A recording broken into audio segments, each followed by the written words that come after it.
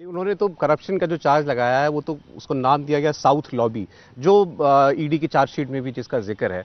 और उसमें ये कहा गया कि दिल्ली की लिकर पॉलिसी इस तरीके से डिवाइस की गई कि कार्टेलाइजेशन हो जाए। इसमें दक्षिण भारत के कुछ प्रोमिनेंट लिकर ट्रेड से जुड़े हुए बिजनेसमैन भी थे, कुछ लोग अरेस्ट भी हुए हैं, दिल्ली के कई ऑफिसर्स जो थे जो इस पॉलिसी से जुड़े थे वो अरेस्ट हुए हैं।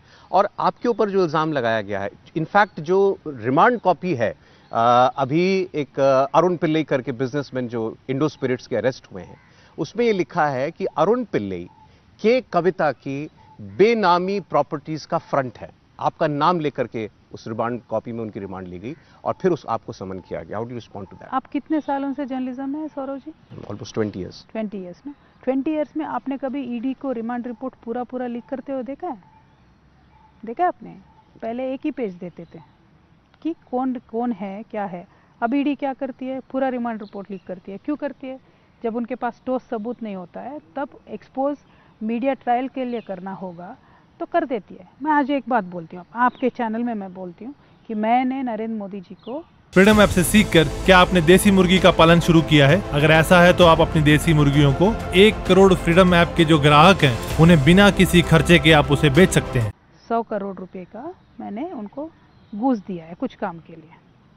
क्या ईडी जाएगी नरेंद्र मोदी जी के पास? बोलिए। तो अगर कोई बंदा कुछ बोलता है मेरे बारे में, कोई भी हो, मैं ऐसा नहीं बोल रही हूँ कि मैं किसी को नहीं जानती, मैं जानती हूँ थोड़े लोग हैं जो ये काम कर रहे हैं, अलग बात है। लेकिन इसका क्या मतलब हो रहा है? क्यों आप लीक कर रहे हो? अगर आप लीक करना चाहते हो, अगर आपके पास ठोस सबूत है तो सरकारी कार्रवाई करो ना, अदालत के पास जाइए, आपके पास लीगल जो रिकोर्सेस है वो काम करिए। क्यों आप मीडिया में ट्रायल करना चाहते हो? तो यानी आपके पास ठोस सबूत है नहीं।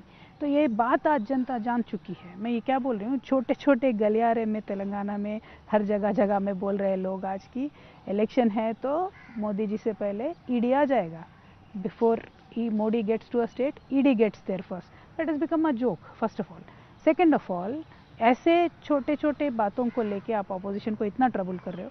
आपके खुद के पार्टी में एक एमएलए के सन के घर में 8 करोड़ रुपए पकड़ा जाता है कल कर्नाटक में। आप क्यों नहीं कुछ करते हो? ईडी क्या कर रहा है? सो रहा है? हॉलीडे पे है? वेकेशन पे है? नहीं ना, तो they should go right. Suo motu case क्यों नहीं करते? अदानी जी के मामले में 38 ऐसे शेल कंपनीज है जिसमें फेमा इरेगुलरिटीज है, फेरा है, ये पीएमएलए है। Where is the case?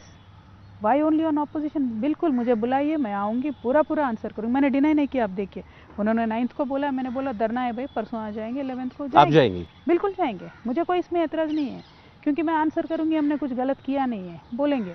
अगर फिर भी इनको लगता है कि हमारे पास सेक्शन 50 है जो बहुत ही भयानक लॉ है, उनको हटाए। मैं सुप्रीम कोर्ट से भी ये प्रार्थना करती हूँ, नॉट ओनली फॉर मी, क्योंकि आज ये अपोजिशन पे यूटिलाइज़ हो रहा है, कल आम जनता पे यूटिलाइज़ होगा। मैं बोल रही हूँ क्योंकि एक हद पे, एक सीमा पे जब तक डिक्टेटरशिप ख़त्म नहीं होता है तो जनता के सामने आ जाती है। हमने देखा है वर्ल्ड में होते हुए। तो मेरा रिक्वेस्ट जनता से इतना ही है, ऑपोजिशन पे जितना कीचड़ फेंकना चाहे फेंक लीजिए। हम लोग, क्योंकि जनता को हम जाके समझाएंगे, अदालत को जाके समझाएंगे, एजेंसीज को जाके समझाएंगे कि हमारा रोल क्या था क्या नहीं था।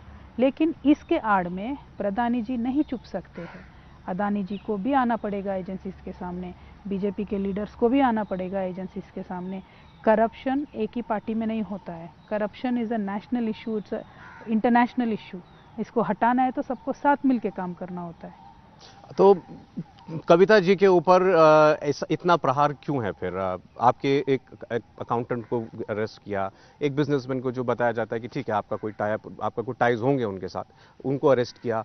ये is it directly related to politics of Telangana? देखिए, मेरा किसी के साथ टाइप नहीं है इस केस में। मैं आपको वापस बता देती हूँ, दिल्ली लिकर पॉलिसी का जो केस चल रहा है, आपने उसको स्कैम बोला है, प्लीज़ करेक्ट कर लीजिए।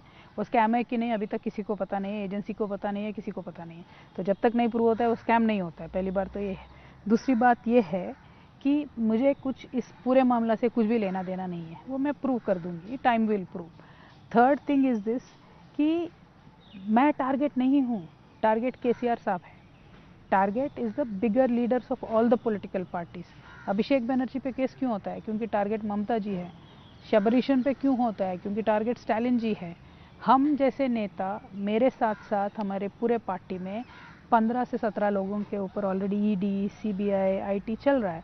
हमारे पूरे तेलंगाना प्रदेश में hundreds of businessman are being raided every single day.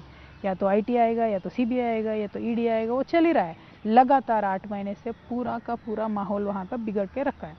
मैं तो यही बोलती हूँ कि अगर बीजेपी ये मान के चलती है आज के डेट पे कि एजेंसीज के बल पे वो जीतना चाहती है इलेक्शन 2024 में, तो दैट इज़ नॉट हैपनिंग। आपको जनता के बल पे जीतना चाहिए, जनता के दिल जीतना चाहिए, जनता के लिए काम करना चाहिए, जो आपने वादे किए उसको निभाने चाहिए, जैसे आरक्षण बिल हो गया, जैसे नौकरी हो गया। और एक और बात मैं उठाना चाहती हूँ, देखिए ED के जो डायरेक्टर है संजय मिश्रा, इनके कितने बार एक्सटेंशन हुए हैं? कोई और नहीं है हमारे पास टैलेंटेड। SBI के डायरेक्टर है, उनके कितने बार एक्सटेंशन हुए हैं? LIC के डायरेक्टर है, उनके कितने बार एक्सटेंशन हुए हैं? सेबी के डायरेक्टर है, उनके कितने बार एक्सटेंशन हुए हैं? फ्रीडम ऐप से सीखकर क्या आपने देसी मुर्गी का पालन शुरू किया है? अगर ऐसा है तो आप अपनी देसी मुर्गियों को 1 करोड़ फ्रीडम ऐप के जो ग्राहक हैं उन्हें बिना किसी खर्चे के आप उसे बेच सकते हैं। यानी जो आपके बात सुन के अलग सुलग फर्जी केस जो बनाएगा उसके लिए एक्सटेंशन मिलता जाएगा, यही कहना चाह रहे हो, यही मैसेज दे रहे हो आप। अगर एक्सटेंशन उनको देना है तो मैं आज मांग करती हूँ आपके चैनल के द्वारा, सौरभ जी के द्वारा, लोगों से कि अग्निवीर को एक्सटेंशन दीजिए। 4 साल में क्यों उनको घर भेज रहे हो? क्योंकि 3.5 लाख वैकेंसीज आर्मी में आज भी है। आप अग्निवीर को 4 साल नहीं, रेगुलर आर्मी में लीजिए, एक्सटेंशन दीजिए। हमारे युवाओं के भावनाओं के साथ मत खेलिए। कोई भी टाइम पास के लिए आर्मी में नहीं जाता है, बहुत इमोशनल होकर जज्बाती तौर पे आर्मी ज्वाइन करते हैं लोग। आप उसका मजाक बना रहे हो, बोल रहे हो कि हम चौकीदारी पे रख लेंगे अपने बीजेपी ऑफिस के सामने। ये तो मजाक हो गया ना। आप जवान को डिस्पेयर में रखते हो, किसान को डिस्पेयर में रखते हो, महिलाओं के डिस्पेयर में रखते हो, युवाओं से जो प्रॉमिस किया उसको डिस्पेयर में रखते हो। क्या कर रहे हो आप? इसलिए हम कहते हैं आपको और राज करने का हक नहीं है। 2024 में बराबर to dislodge BJP we will work. India TV हर वक्त हर जगह डाउनलोड करने के लिए सर्च करें India TV news Google Play Store या ऐप स्टोर पर।